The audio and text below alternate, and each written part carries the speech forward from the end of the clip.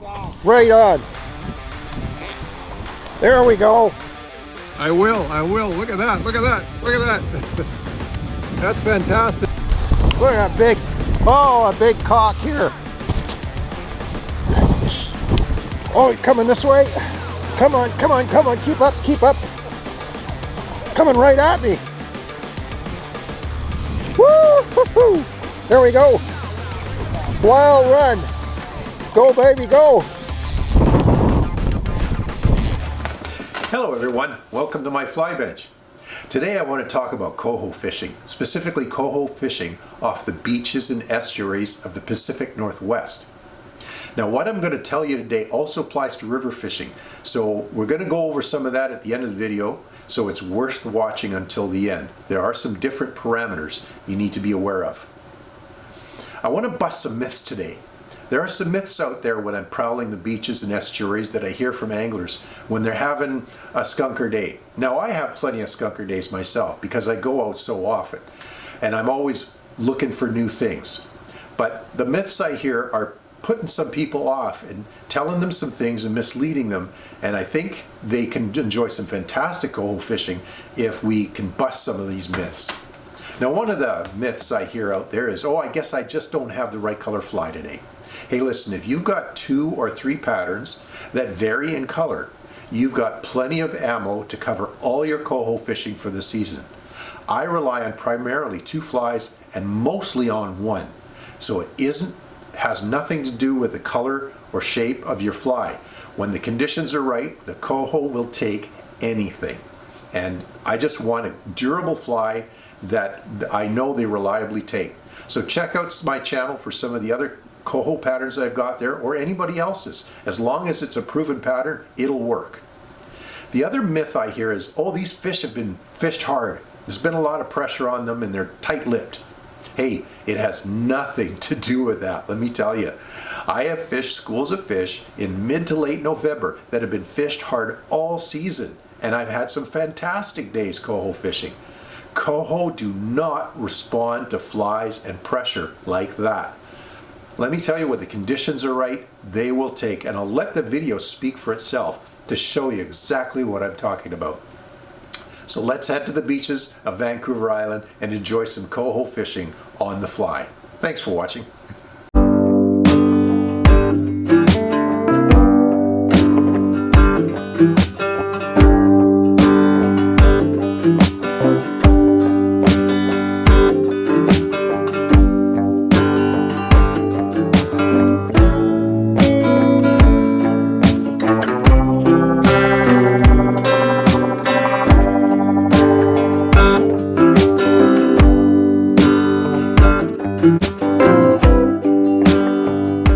So it's Friday, October 18th, and there's been a forecast of an atmospheric river starting today. The rain has already begun, isn't windy yet, and the serious downpours haven't yet begun. There's expected around noon, but I've got an ebbing tide this morning, and I'm expecting a great morning of coho fishing. This is exactly the kind of day I relish out here on the east coast of Vancouver Island. Let's see if I can show you some fish this morning. Okay, there we go. Got at least a jack to take. Not what we're really after, but a bit of fun. There we go. Look at that little feller. Look at that little feller. Nice little jack. Maybe we'll get him. Let go.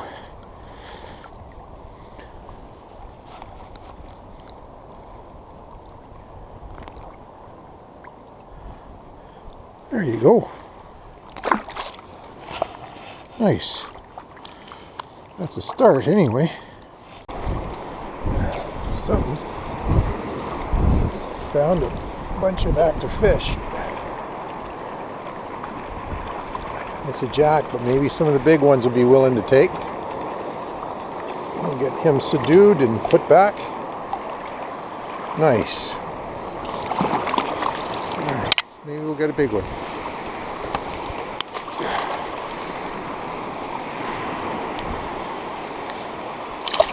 There you go.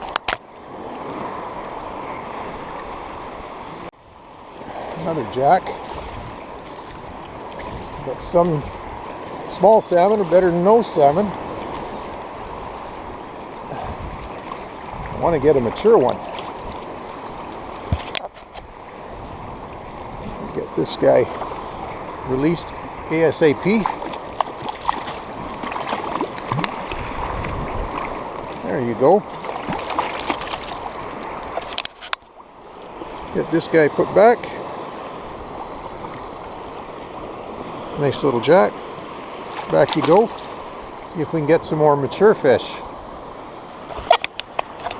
There we go. There's a mature fish.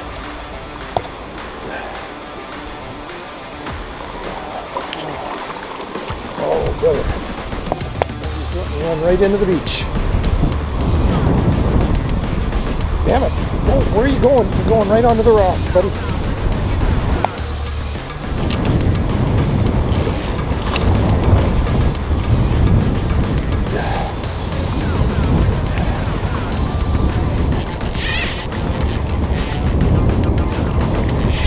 Get away from the seal that way, though.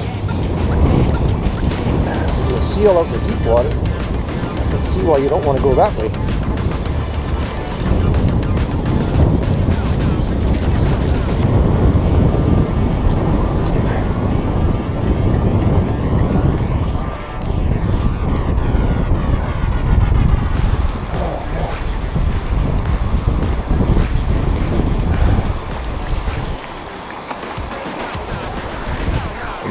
We'll get you let go. We'll get you released. Beautiful, beautiful, nice mature coho. On a turbulent day,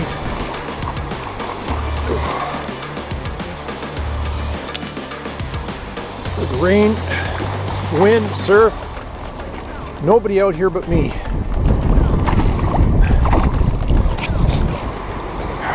Look at that, mature buck. We'll get him put back. Get him put back. Nice and easy, bud.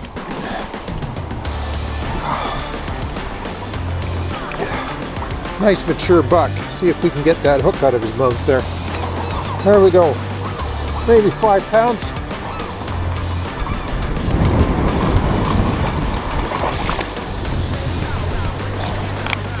Send you on your way, bud.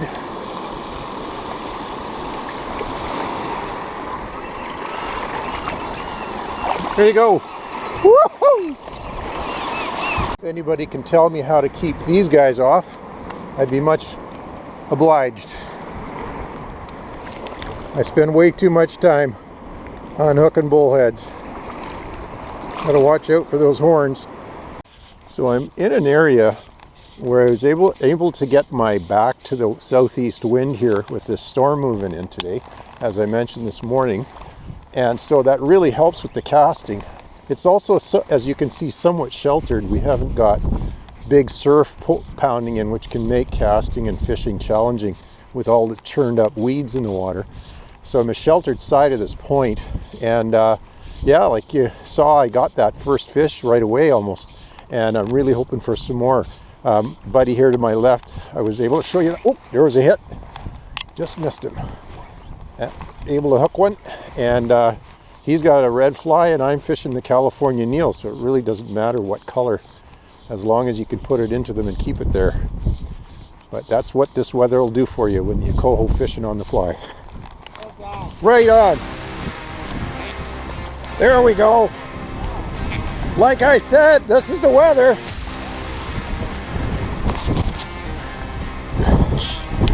Oh, coming this way. Come on, come on, come on, keep up, keep up.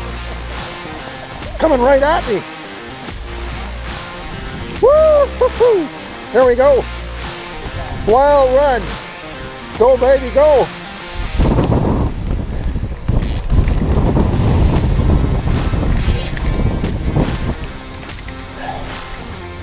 Well, I've got a green fly on, so Probably doesn't matter about color today.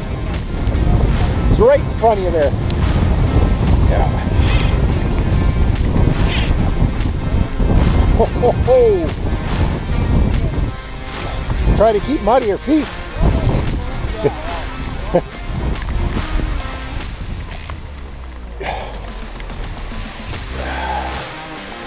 We'll get you put back here.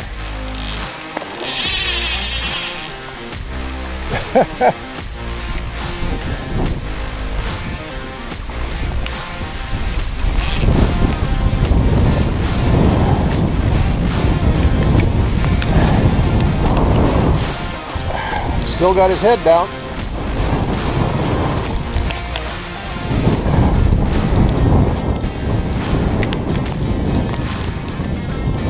Oh, these fish are a lot of fun.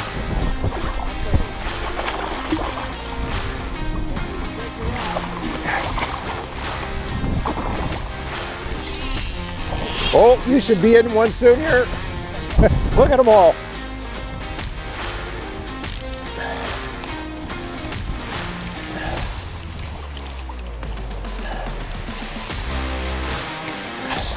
Turn on your side. See if we can get you put back.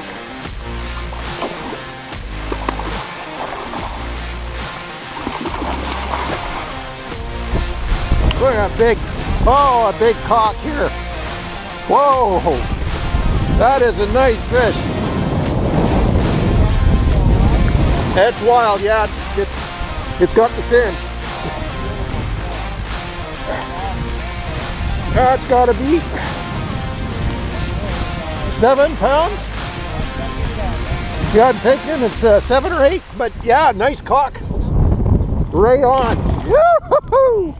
What a lot of fun. Now here's a beautiful hatchery buck that I was able to land. Unfortunately, the camera battery went dead while I was fighting him, so I'm going to put in a new battery and see if I can get the next one on film. Something to take home for dinner. So as you can see, there's nothing I enjoy more than standing in a southeast gale, the rain pounding down hard, my back to the wind, casting my fly line out, watching those schools move around in front of me with the leaping fish, waiting for the heavy tug of a bright fish. Now the same conditions apply to river fishing. Heavy rain gets coho turned on and gets them biting, and this is why.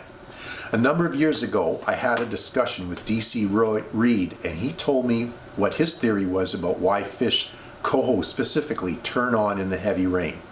You see, coho salmon are tributary spawners.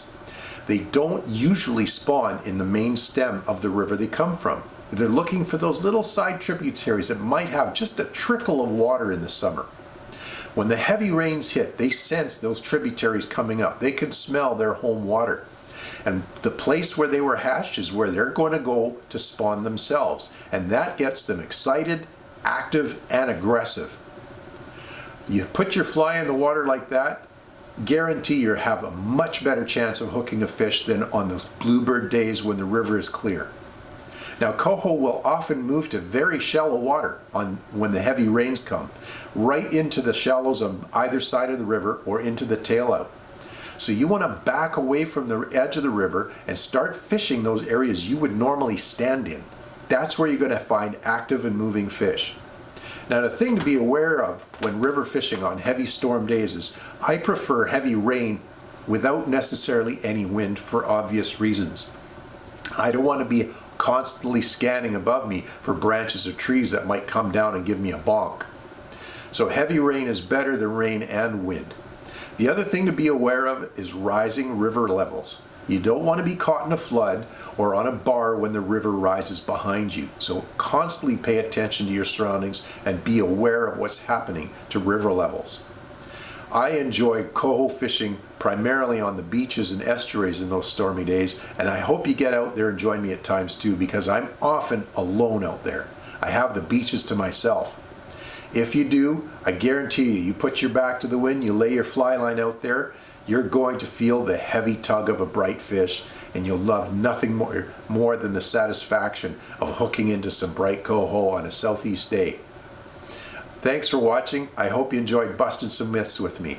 Let's get out there and enjoy the rest of this coho season. Bye for now.